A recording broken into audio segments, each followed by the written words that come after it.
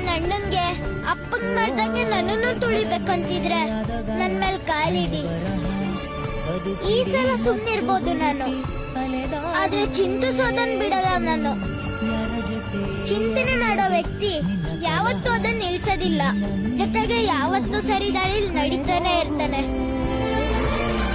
ಒಂದಿನ ಆ ದಾರಿಲಿ ನಾವಿಬ್ರು ನಡಿತೀವಿ. ಯೋಚನೆ ಮಾಡ್ಕೊಂಡೇ ಇರ್ತೀಯ ನೀನು. ನಿನ್ ಕೈಯಲ್ಲಿ ಏನು ಮಾಡಕ್ಕಾಗಲ್ಲ, ಏನು ಬದ್ಲಾಗಲ್ಲ. ನಾವು ಹೀಗೆ ಇರ್ತೀವಿ, ನಮ್ಮ ಪುಸ್ತಕನೂ ಹೀಗೆ ಇರುತ್ತೆ. ಮುಂಬರೋ ಪೀಳಿಗೆಗೂ ಇದನ್ನೇ ಹೇಳ್ಕೊಟ್ಟು ಹೋಗ್ತೀನಿ.